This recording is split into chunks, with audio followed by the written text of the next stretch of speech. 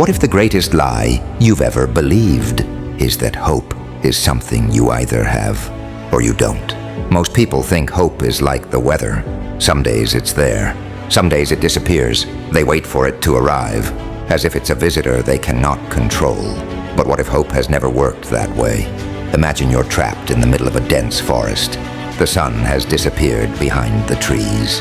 Every direction looks the same. You've been walking for hours. Your legs are tired. Your mind begins whispering dangerous thoughts. You're lost. You'll never find your way out. Just sit down. Now here's the interesting part. The forest hasn't changed. The trees haven't moved. The path hasn't become longer. The only thing that's changing is the story inside your mind. That is where hope lives. Not in your circumstances, not in tomorrow, but in the meaning you assign to today. The Roman philosopher Marcus Tullius Cicero once wrote, "While I breathe, there is hope." At first it sounds beautifully simple, but if you sit with those words, they become surprisingly profound. Notice what he didn't say.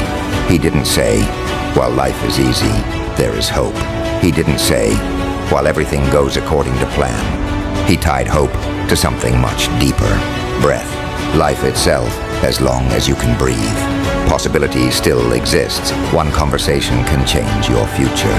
One decision can redirect your life. One unexpected opportunity can appear tomorrow, even if today feels unbearable. History is filled with people who almost gave up, only to discover that their breakthrough was much closer than they imagined.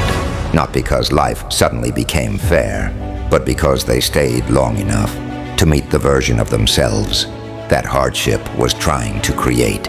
The tragedy is that many people don't lose because life defeats them. They lose because they convince themselves that nothing will ever change.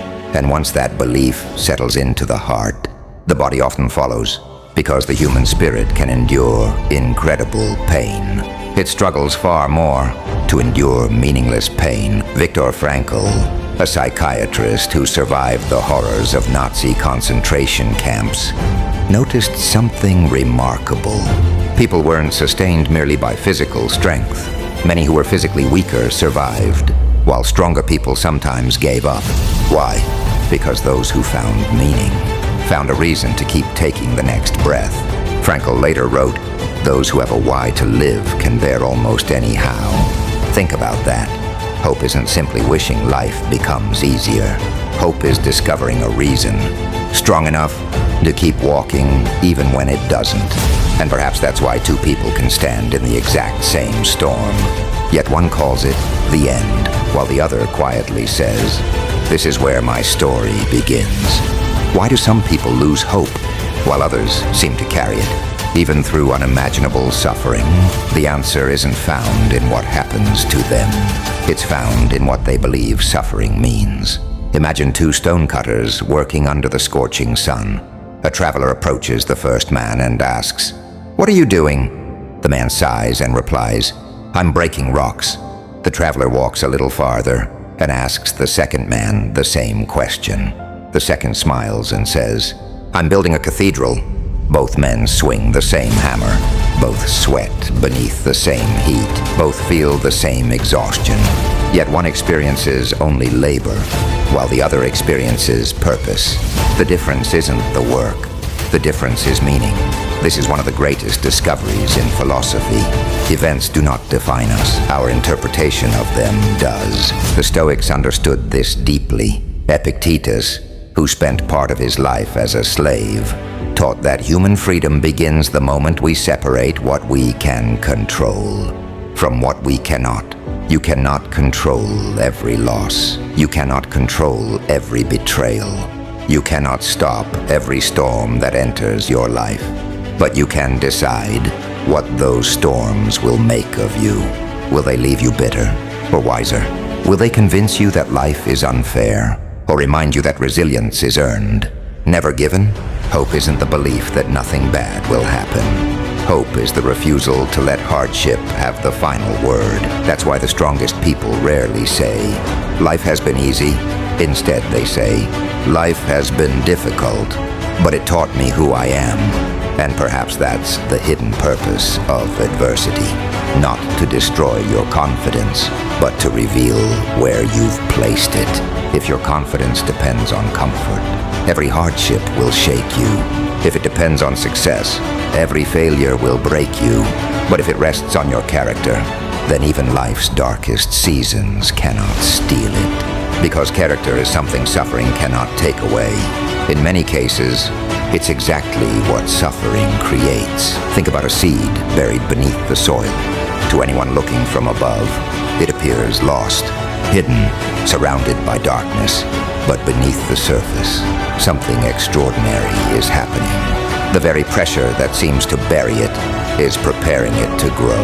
Many people mistake that season for the end. They don't realize some of life's greatest transformations happen where no one can see them. The same may be true for you. The chapter you're struggling through today may not be proof that your story is falling apart. It may be the chapter that finally gives the rest of your story its meaning.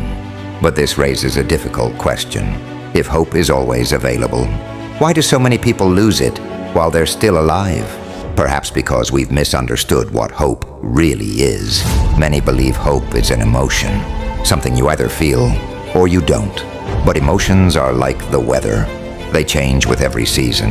If your hope depends on how you feel, then every storm will convince you it's gone. Real hope is different. It's a decision, a quiet decision you make, even when your emotions disagree. Imagine a sailor caught in the middle of the ocean. Dark clouds cover the sky. The waves grow higher. The wind becomes violent. At that moment, the sailor doesn't command the storm to stop. He adjusts the sails. Life asks us to do the same. You cannot always control what happens around you, but you can always choose how you'll respond. That choice is where hope begins. History is filled with ordinary people who survived extraordinary hardship, not because they knew everything would work out, but because they refused to believe that today was the end. Abraham Lincoln lost election after election before becoming president. Thomas Edison watched thousands of experiments fail before creating a working light bulb. J.K. Rowling was rejected by publisher after publisher before Harry Potter reached the world. If they had mistaken delay for defeat, history would remember them very differently.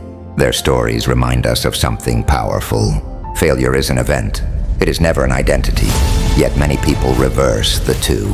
They fail once and begin calling themselves failures. They lose something valuable and conclude they'll never recover. They experience heartbreak and convince themselves they'll never love again. Notice what happened. The event lasted a moment. The belief lasted years. That's why protecting your mind is just as important as protecting your body. Because every belief you accept becomes a lens through which you see tomorrow. Hope asks you to remove that lens and remember something simple. Your current chapter is not the title of your life. No novel is judged by a single page. No symphony is defined by one quiet note. And no meaningful life is measured by one painful season. Sometimes, the chapter that feels like everything is falling apart is actually the chapter where everything begins to make sense. So don't judge your future by your present circumstances. Judge it by your willingness to keep turning the page. Because as long as you're still writing, the ending hasn't been decided. Perhaps the greatest enemy of hope isn't suffering, it's certainty. Not the certainty that things will get better, but the certainty that they never will. Think about how often we predict the future. I'll never recover from this. Nothing is ever going to change. This is how my life will always be. The strange thing is, none of us knows the future, yet we speak about it as if we've already lived it. The philosopher Søren Kierkegaard once observed that life can only be understood backward, but it must be lived forward. In other words, the meaning of today's struggle is almost never visible today. It only becomes clear years later. Look back at your own life.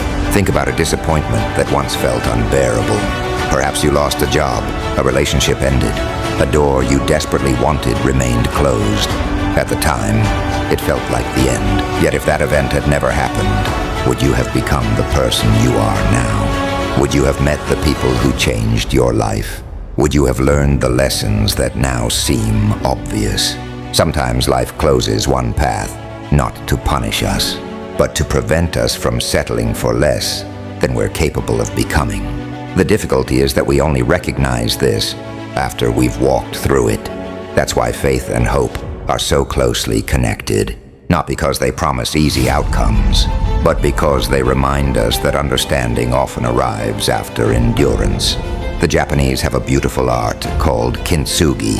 When a bowl breaks, they don't hide the cracks. They repair them with gold. The fracture doesn't reduce the bowl's value.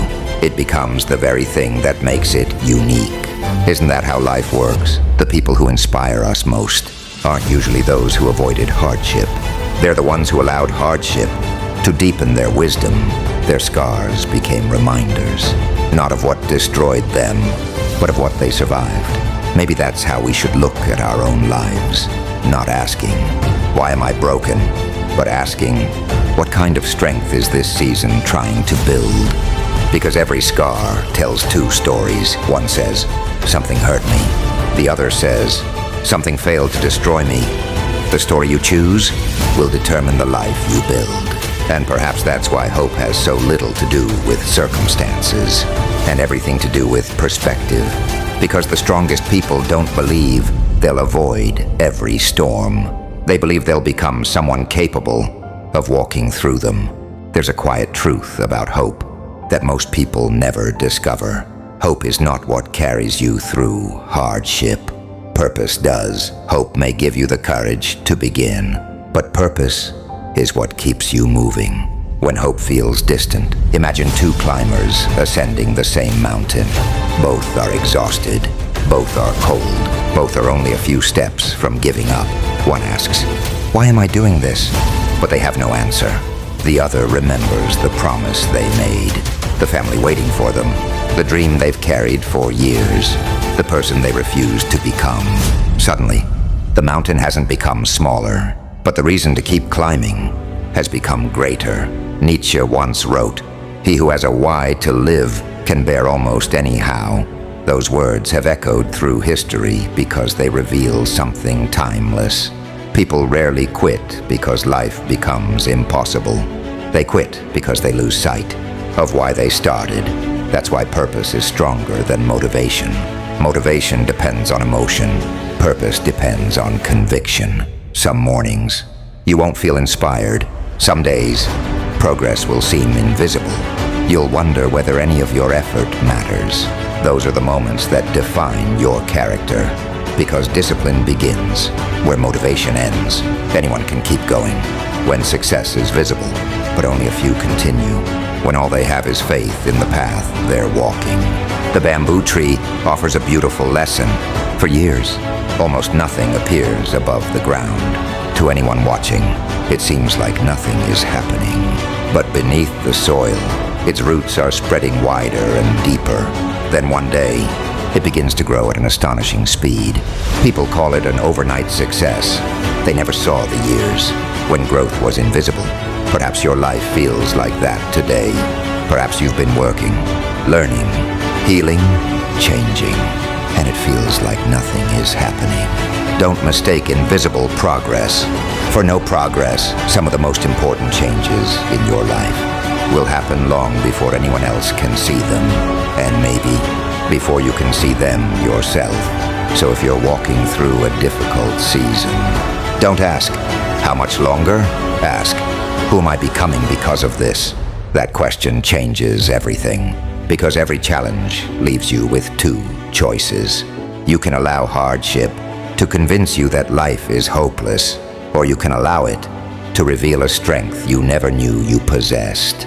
As long as you can breathe, you can choose. Choose courage over comfort. Choose purpose over despair. Choose faith over fear. One more breath, one more step, one more day. Sometimes that's all greatness has ever been. If this message reminded you not to give up, subscribe and join this journey. Every week, we explore timeless philosophy, psychology, and wisdom that helps us face life's greatest challenges with courage and purpose. Because while you still breathe, there is still hope. And while there is still hope, your story isn't over.